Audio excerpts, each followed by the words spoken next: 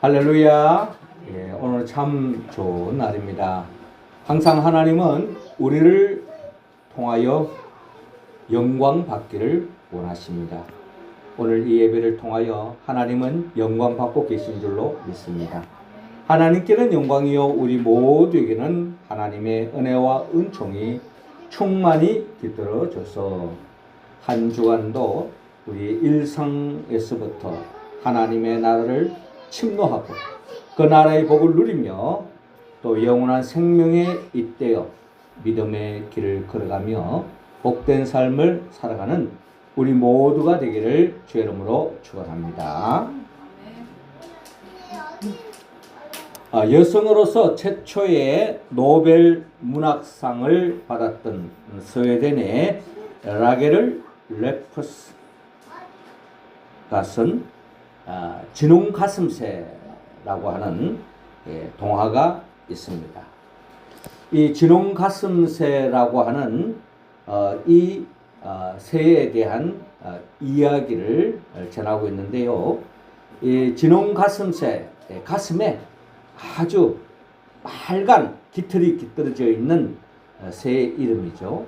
그런데 원래 이 진홍 가슴새가 처음에 태어났을 때는 가슴에 붉은 깃털이 없는, 한마디로 회색빛으로 물들어져 있는 보잘것없는 볼품없는 그런 새에 불과했습니다. 그런데 이름을 진홍 가슴새라고 하는 이쁜 이름을 하나님이 지어주었던 것입니다. 그래서 이 진홍 가슴새가 하나님 앞에 물었습니다. 하나님, 제 이름을 왜 진홍 가슴새라고 지었습니까? 보시다시피 저는 잿빛으로 온 털이 다 채워져 있고 진홍빛깔이라고는 하나도 없는데 어떻게 해서 제 이름을 진홍 가슴새라고 하는 이름을 지어주었습니까? 라고 이야기했던 것입니다. 그때 하나님께서 하시는 말씀이 네가 진정 이 세상을 살면서 참된 사랑을 베풀고 또 하나님 뜻대로 살면 너의 이 가슴이 진홍빛으로 변화되어지고 이름 그대로, 말 그대로, 네 이름 그대로 진홍 가슴새가 될 것이다 라고 하는 하나님의 말씀이 있었습니다. 이 말씀을 듣고 오랜 세월이 흘러갔습니다. 어느 날 이 진홍 가슴새는 둥지 근처에 세 개의 십자가가 세워졌습니다. 그리고 그 세 개의 십자가 중에 한 십자가를 바라봤을 때 그 위에는 온 머리에 가시 면류관이 서 있었고 손에 못자국과 또 옆구리에 창자국으로 해서 온몸에 피가 흘러 넘치는 거예요. 그래서 이 진홍 가슴새가 가까이 다가보니까 이 이마에는 가시 면류관을 인해서 그 가시가 찔린 자국마다 피가 솟구쳐 오르는 겁니다.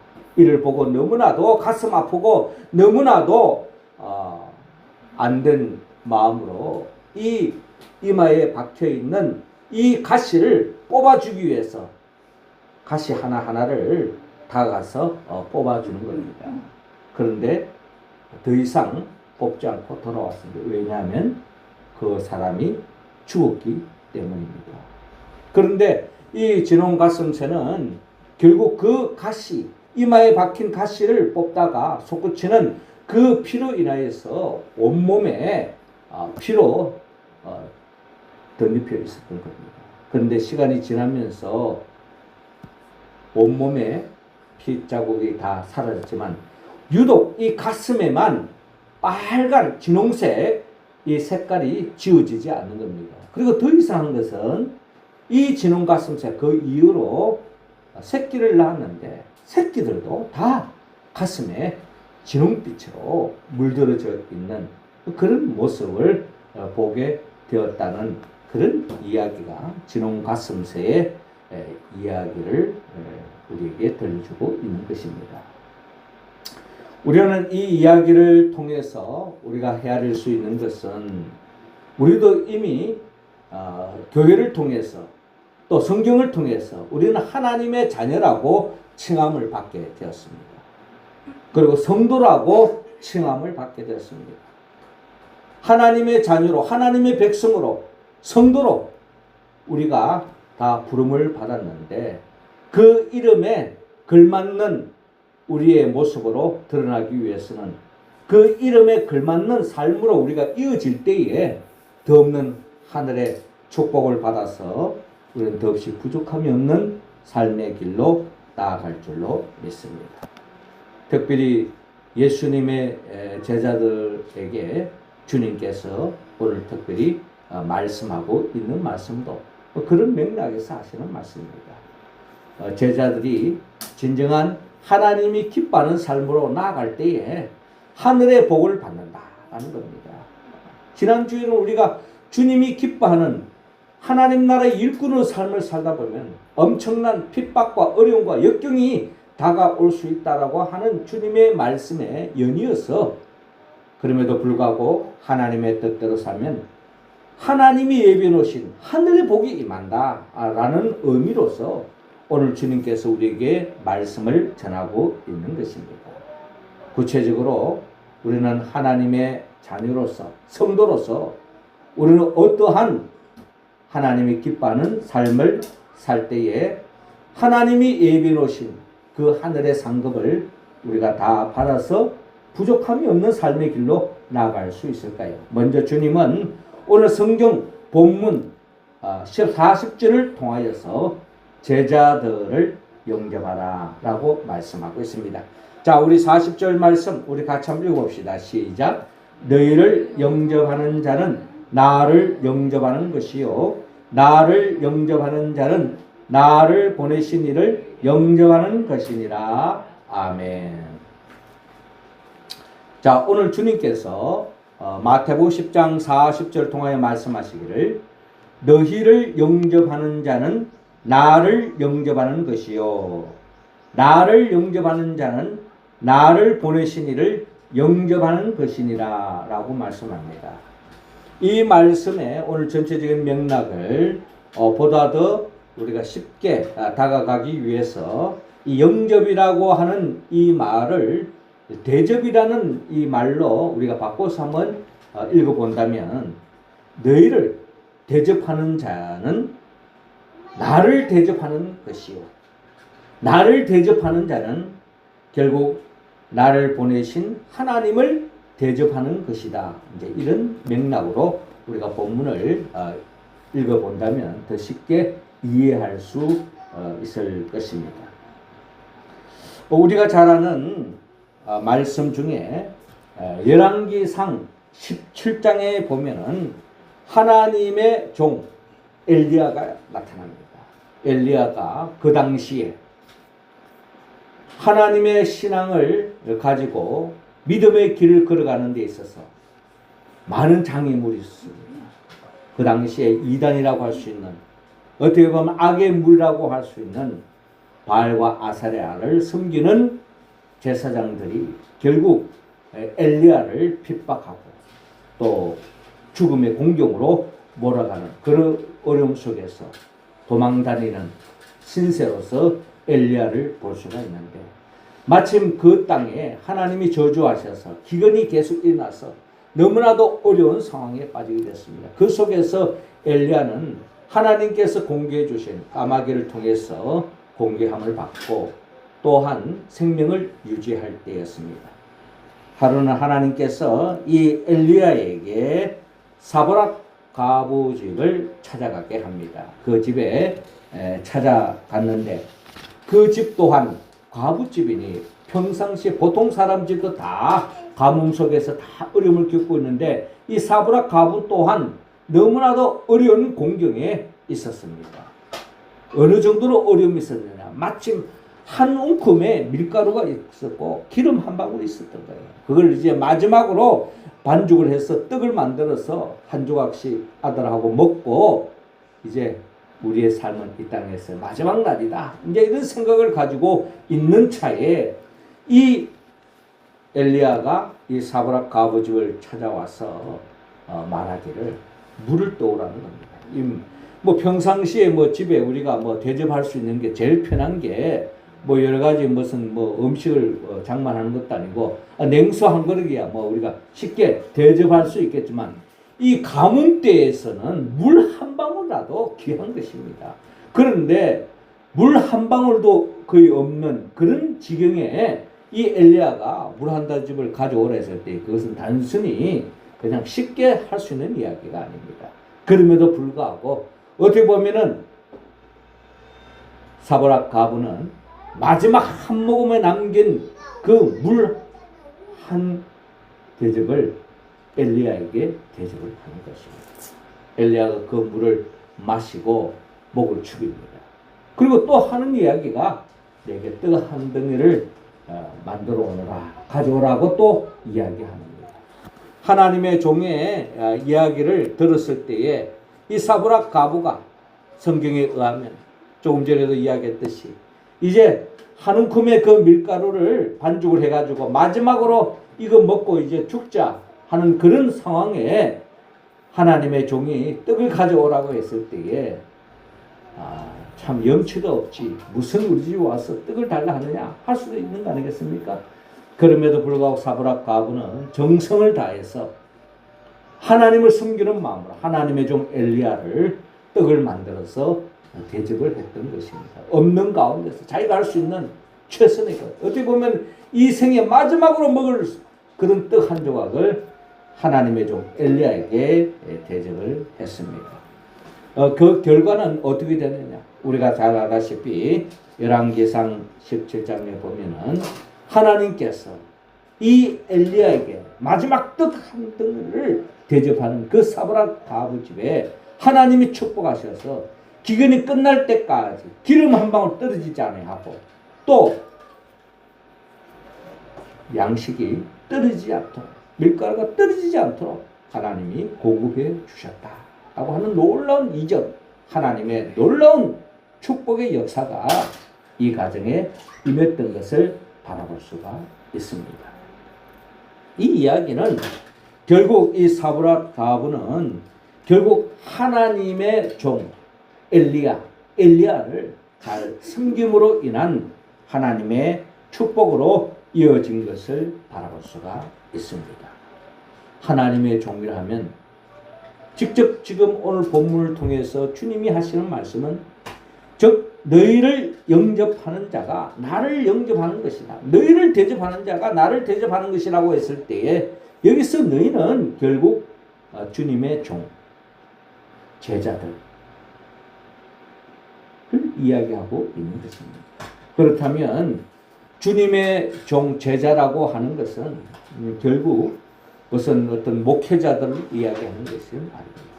목회자들은 말할 것도 없고 이 땅에 믿음의 길을 걸어가는 예수를 그리스도라고 고백하는 믿음의 사람들, 성도들 우리 모두가 다 하나님의 제자요 주님의 제자의 길을 우리가 다 걸어가고 있지 않습니까? 결국 우리 서로서로를 축복하고 위해주고 챙겨주는 그런 마음이 결국 주님을 위하는 마음이요 하나님을 위하는 마음이다. 그렇기 때문에 성도들 간에 서로를 위해서 기도하고 서로를 위해서 축복하고 서로를 챙기는 것이 결국 보이지 않는 주님을 섬기는 것이요 더 나아가 하나님을 대접하는 것과 다름이 없다라는 것입니다. 그러므로 교회는 서로 간에 서로를 위하고 챙겨주고 축복하는 이 속에서 더 없는 하늘의 상급이 내리고 또 이 세상 그 무엇으로 얻을 수 있는 하늘의 기쁨이 우리에게 임할 줄로 믿습니다. 오늘 이어지는 본문 40절에 보면 너희를 영접하는 자는 나를 영접하는 것이요 나를 영접하는 자는 나를 보내신 이를 영접하는 것이니라. 선지자의 이름으로 선지자를 영접하는 자는 선지자의 상을 받을 것이요 의인의 이름으로 의인을 영접하는 자는 의인의 상을 받을 것이요 또 누구든지 제자의 이름으로 이 작은 자 하나에게 냉수 한 그릇이라도 주는 자는 내가 진실로 너희에게 이르노니 그 사람이 결단코 상을 잃지 아니하리라. 사보락 가부가 냉수 한 그릇을 대접하고 또 마지막 떡 한 덩이를 대접함으로 인해서 그 기근 때에 물이 끊어지지 않고 기름이 떨어지지 않고 양식이 떨어지지 않도록 하나님의 복에 복을 더해 주셨다라는 겁니다. 우리가 이 땅을 살아가는 데 있어서 우리의 필요를 하나님이 다 채워주신다고 하는 약속의 말씀. 그 말씀은 주 안에서 주님의 이름으로 주의 길을 걸어가는 자를 대접하는 자를 더없이 하나님은 축복해 주신다는 약속의 말씀입니다. 이어서 두 번째로 오늘 본문 40절에 또 우리는 예수님을 영접하라고 말씀합니다. 40절 다시 한번 드렸습니다. 너희를 영접하는 자는 나를 영접하는 것이요 나를 영접하는 자는 나를 보내신 이를 영접하는 것이니라. 아멘. 자, 이어지는 40절에도 너희를 영접하는 자, 결국 나를 영접하는 것이요 나를 영접하는 자, 즉 예수님을 영접하는 사람, 예수님을 대접하는 사람, 예수님을 섬기는 사람, 예수님을 위해 사는 사람은 하나님께서 챙겨주신다, 축복해 주신다 하는 약속의 말씀을 우리는 들을 수 있습니다. 특별히 요한복음 1장 12절에 영접하는 자 곧 그 이름을 믿는 자들에게는 하나님의 자녀가 되는 권세를 주셨으니라고 말씀합니다. 여기서 영접이라고 하는 말씀은 대접이라는 말씀에서 더 포괄적인 말씀을 담고 있는데, 주님을 인정하고 주님을 믿고 따르는 사람, 이런 사람들을 하나님의 자녀가 되는 권세를 주신다는 겁니다. 부모가 자식의 위하는 마음은 이루 말할 수 없습니다. 부모가 자식이 잘 되기를 누구나 다 바라는 거죠. 더 잘 되기를 바라는 것이, 또 자식이 원하는 것이라면 다 챙겨줄 수 있는 겁니다. 그러나 자식이 잘못된 것을 원했을 때 물론 들어주지 않는 것도 부모의 사랑이죠. 그러나 궁극적으로는 부모는 자식을 위하는 마음은 이루 말할 수 없는 것입니다. 우리가 하나님의 자녀가 되어졌을 때 하나님의 아버지께서 자녀된 우리들을 위해서 더 없는 복을 내려주신다. 즉 하나님의 자녀가 되는 권세 속에는 모든 것을 하나님께서 우리에게 좋은 것을 채워주고자 하는 하나님의 마음을 우리는 헤아릴 수가 있는 것입니다. 우리가 잘 알다시피 그 하나님께서 모든 것을 더해 주시는 그 축복의 길은 예수 그리스도를 대접하는 것, 달리 말하면 예수님을 영접하는 것. 그 예수님을 영접한다는 말은 결국 주님의 말씀을 그대로 아멘으로 받아들이고 순종할 때에 따라오는 축복이라는 것입니다. 우리가 잘 알다시피 가나의 혼인 잔치집에도 예수님께서 항아리에 물을 채우라, 그 물을 떠서 연회장에 갖다 주라 라고 명령에 그대로 순종하며 나아갈 때에 결국 물이 포도주로 변화되어서 더 없는 기쁨의 잔치가 이어지는 것을 우리는 볼 수가 있습니다. 또한 요한복음 6장에도 주님께서 보리떡 5개 물고기 2마리지만 5,000명 이상이 되는 사람들에게 저도 원하는 대로 나누어 주라 라고 말했을 때 말도 안 되는 이야기고 몇 사람 먹고 나면 끝날 터인데 라고 생각할 수도 있지만, 말씀에 그대로 순종하며 나아갔을 때에 결국 모든 사람들이 배불리 먹고 12강들이가 남는 놀라운 역사가 일어난 것을 또한 우리는 볼 수가 있습니다. 심지어 날 때부터 소경된 사람도 주님께서 다 갔습니다. 땅에다 침을 뱉고 진흙을 이겨서 눈에 바르고 실로암 못에 가서 씻으라 라고 명령했을 때 말씀대로 순종하며 나아갔을 때에 결국 눈을 뜨는 놀라운 역사가 일어나는 것을 바라볼 수가 있습니다. 이처럼 주님을 영접하는 것, 대접하는 것은 꼭 예수님께 먹을 것을 대접해서가 아니라 주의 말씀에 순종하는 삶으로 나갈 때에 하나님이 축복해 주신다라는 겁니다. 또한 주님이 위하는 삶, 주님을 대접하는, 주님을 영접하는 삶에 또 하나의 특징이 있다면, 우리가 잘 아는 마태복음 25장에 보면 주님께서 내가 줄일 때에 너희가 먹을 것을 주었고 목마를 때에 마시게 하였고 나그네 되었을 때 영접하였고 헐벗었을 때 옷을 입혔고 병들었을 때 돌보았고 옥에 갇혔을 때 와서 보았느니라 라고 말합니다. 그때 의인이 한 말이 있죠. 주여 우리가 어느 때 주께서 줄이신 것을 보고 음식을 대접했습니다. 목마르신 것을 보고 마시게 하였나이까? 어느 때에 나그네 되신 것을 보고 영접하였으며 헐벗으신 것을 보고 옷을 입혔나이까? 어느 때에 병드신 것이나 옥에 갇히신 것을 보고 가서 배웠나이까? 하리니. 임금이 대답하여 이르시되 내가 진실로 너희에게 이르노니 너희가 여기 내 형제 중에 지극히 작은 자 하나에게 한 것이 곧 내게 한 것이니라 라고 말씀하고 있습니다. 우리는 일상 속에서 주님을 사랑하고 주님의 길을 걸어가지만 주님의 육신의 몸으로 우리에게 다가오는 것이 아닙니다. 우리가 주님을 어떻게 영접하고 어떻게 대접할 수 있는 길이 있습니까? 그것은 바로 주님의 말씀처럼 내 형제 중에 지극히 작은 자 하나에게 한 것이 곧 내게 한 것이니라 라고 말씀합니다. 이 말씀에 응답하고 순종하는 사람들이 점점 이 세상에 많아질 때에 결국 이 세상은 하나님의 나라와 가까워지는 것이다. 그러나 이것을 강제로 한다면 그것이 공산주의요 사회주의가 되겠죠. 그러나 이것이 제도적으로가 아니라 많은 사람들이 스스로 이 일에 가담하는 사람들이 점점 더 많아질 때에 결국 이 세상은 더없이 하나님의 축복으로 인하여서 하나님의 은혜로 한마디로 천국이 열리는 역사가 일어날 수 있기 때문에 오늘 주님께서 여기 내 형제 중에 지극히 작은 자 하나에게 한 것이 곧 내게 한 것이니라. 주님을 영접하듯 주님을 대접하듯 내 주위에 나의 도움이 손길이 필요한 자를 위하는 마음, 그것을 주님은 오늘 원하고 있습니다. 거기에 하나님의 축복이 깃들이는 길이 있다라는 것입니다. 더 나아가서 주님은 우리 모두가 더 없는 하늘의 복을 받기 위해서는 하나님을 영접하라 라는 말씀으로 이어집니다. 40절 다시 한번 더 읽어보면 너희를 영접하는 자는 나를 영접하는 것이요 나를 영접하는 자는 나를 보내신 이를 영접하는 것이니라 라고 말씀하고 있습니다. 결국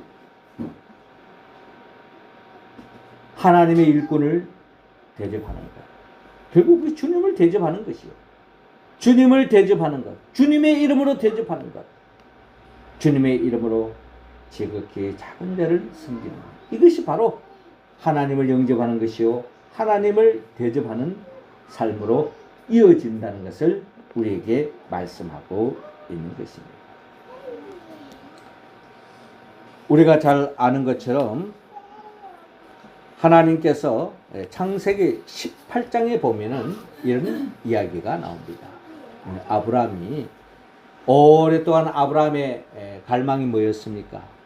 어떻게 하면 사라를 통해서 아들을 낳을 것인가? 이게 이 아브라함의 유일한 소망이었습니다. 물론 인간적인 방법을 통해서 하가를 통하여 이스마엘을 낳았지만 결국 그것은 하나님이 내리신 진정한 축복이 아니었습니다.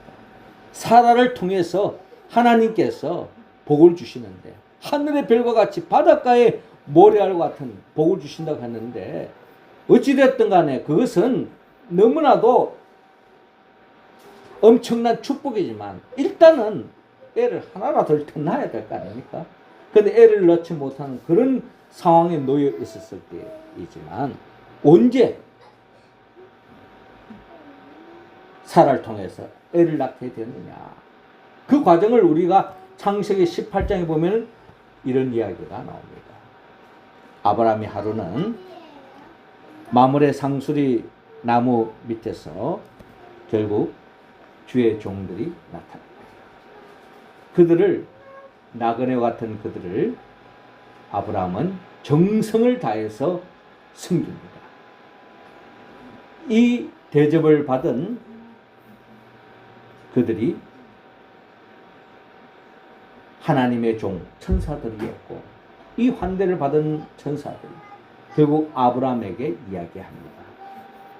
이제 내년 이맘쯤에 사라를 통해서 아이를 낳을 것이다, 이삭을 낳을 것이라는 하나님의 축복의 말씀을 전달하는 것입니다.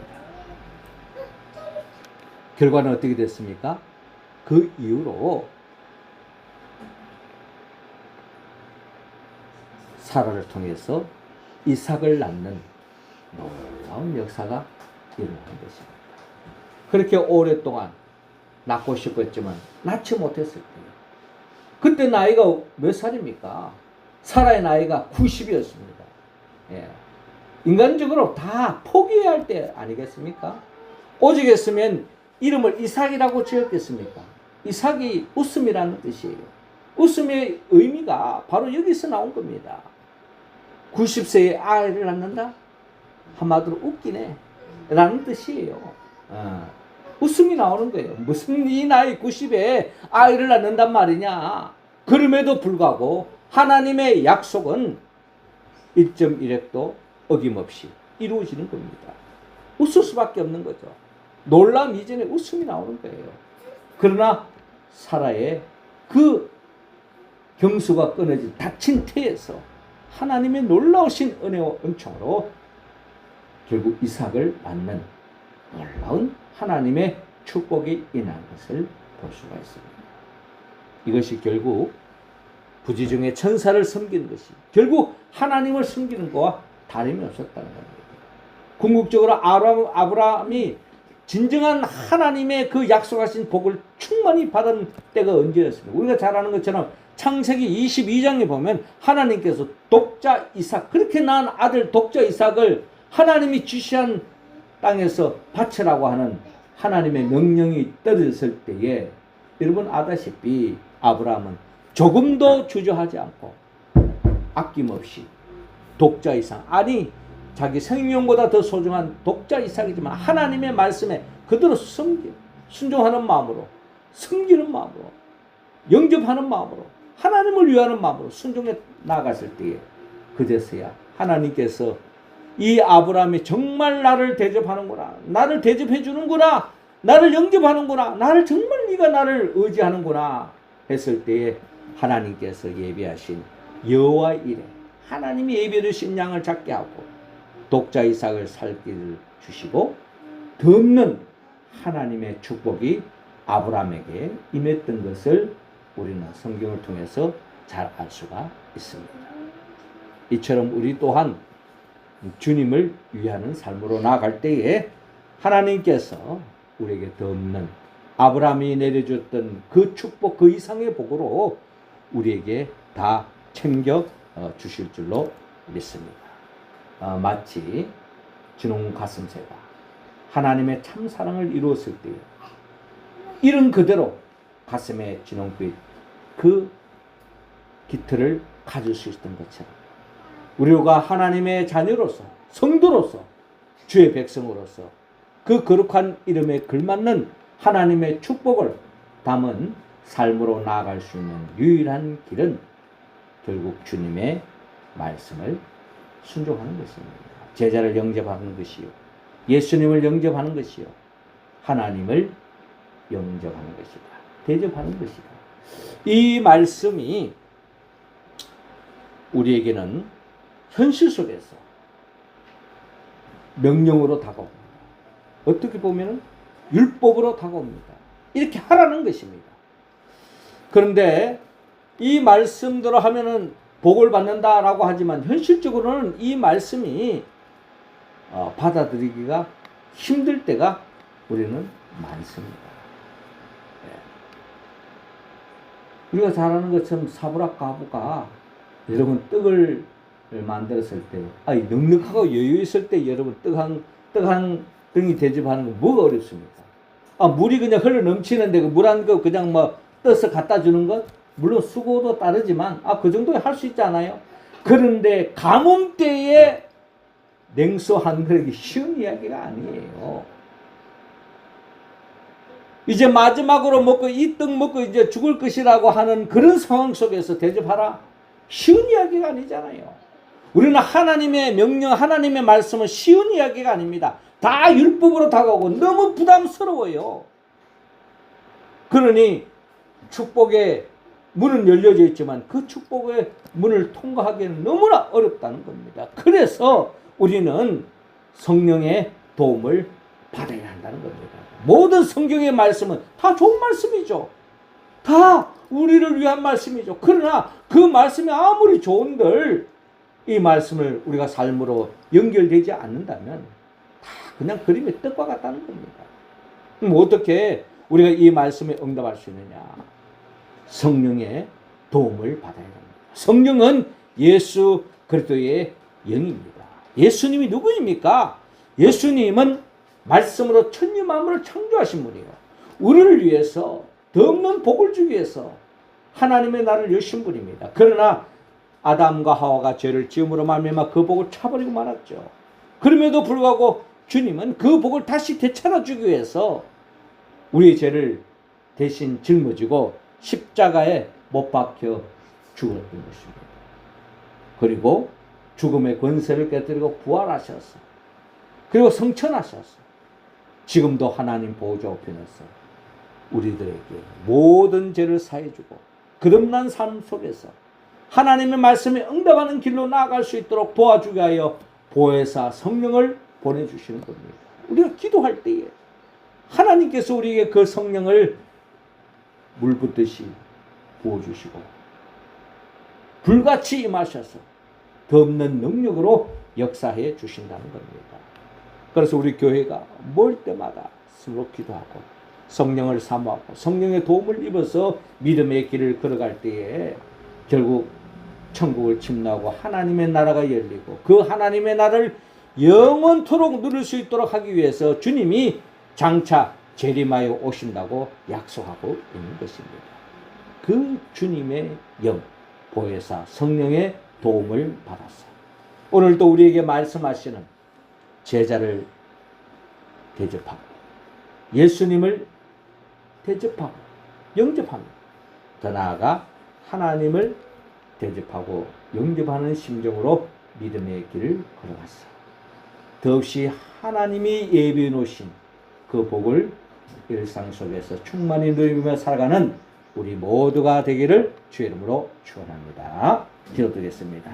하나님 아버지, 이 시간 하늘문 활짝 여시사 주님이 약속하신 그 성령의 불을 우리 각자 한 사람 한 사람에게 내려 주옵소서. 성령 충만함으로 말미암아 주님의 말씀대로 하나님을 섬기듯 주님을 섬기듯 제자를 섬기고 또한 성도를 섬기고 믿음의 형제자매를 섬김으로 인하여 더 없는 하나님이 예비해 놓으신 그 복을 받아 누리며 살아가는 우리 모두가 될 수 있도록 인도하여 주옵소서. 예수님의 이름으로 기도드립니다.